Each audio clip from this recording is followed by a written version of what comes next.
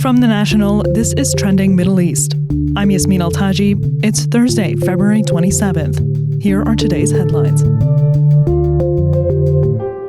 The top United Nations humanitarian official says the body is overstretched and underfunded when it comes to supporting the roughly 300 million people around the world in need. Tom Fletcher is the United Nations Undersecretary General and Emergency Relief Coordinator at OCHA, the UN's Office for the Coordination of Humanitarian Affairs. He spoke with the National's Editor-in-Chief Min al-Arabi yesterday on his 100th day in that role. So it's been a tough 100 days in the job. And when I met the caretaker leader of Syria, he said, "I hear you've got the toughest job in the world." And I said, "I think you've now got the toughest job in the world." But let's be clear, it's not as tough doing my job as it is being one of the people that we're there to serve. And right now, over 300 million people are in dire, dire need of support globally. And the reality is we're not able to reach them all because we're overstretched, we're underfunded. We're literally under attack in many of the places that we work. And that was all before I started. And in these 100 days, we've seen more of those conflicts, more ferocious, longer duration, more intense. And we've seen this new context of a much, much more challenging funding environment.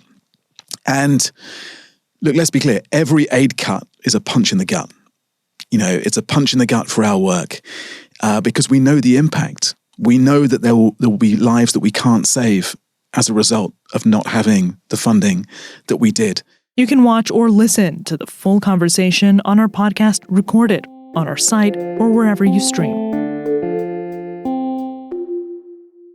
Mines in Syria, left over from more than a decade of armed conflict, are threatening civilians trying to return to their homes. The desert city of Palmyra is one of those littered with undetonated mines. It's a new challenge for those who hope to reach their homes following the fall of the Assad regime. Unfortunately, the vast expanses of desert surrounding the city are a prime area for mining. The National's Lizzie Porter reports. We met with military officials in the city of Tadmor, Palmyra, in the Syrian desert. It's a stunning city, or it was a stunning city, with an amazing UNESCO World Heritage Site. The officials in Palmyra said that the former regime and many of the Iran-backed militias and Russian forces that operated in the city before Assad fell laid mines around locations they used for military purposes, and even around the UNESCO World Heritage Site to in some way prevent vehicles from entering it. 267 people have been reported killed by mines across the country since the Assad regime fell. That's according to the Halo Trust, an international demining charity currently working in Idlib province in northwestern Syria. It said more have been killed by improvised explosive devices and unexploded ordnance other than landmines, such as shells or rockets, and over 200 more injured. Now, since the Assad regime fell, a Syrian demining team in Palmyra, part of the new Ministry of Defense, has removed what they say is at least 16 tons of mines and other unexploded ordnance from both the city and the desert surrounding it. Past experience suggests a long way ahead. Unexploded remnants of war from conflicts in neighboring countries like Lebanon and Iraq have not been fully cleared years after fighting there ended.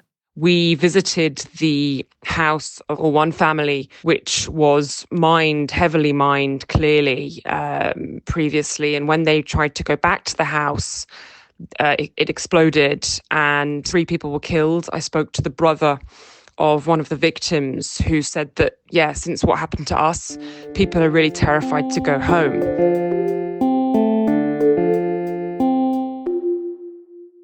A Syrian shipping tycoon is controlling maritime and property businesses in Greece. That's despite being sanctioned by the U.S. for his alleged dealing with the Houthis and Hezbollah. An investigation by the National and the Greek journalism organization IMEDD reveals that Abdul Jalil Malla appears to operate the business in Greece even with those sanctions in place. Abdul Jalil Mallah is a Syrian shipping magnate who the US has placed under sanctions, accused of facilitating the financing of Houthi rebels in Yemen and shipping oil to Hezbollah. The National's Tariq Tahir consulted some of those court documents in the UK. These are his findings. Using addresses and other information I dug out from court documents in the UK, a Greek journalism organisation, IMEDD, was able to visit property he owns in Piraeus. Details of Mr. Mallah's presence in Greece stem from him being sued in the High Court in London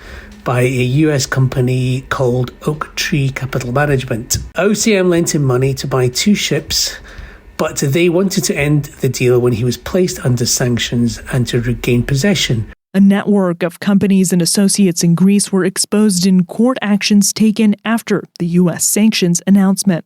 They were able to regain possession of one of them, but the other remains moored off Latakia in Syria.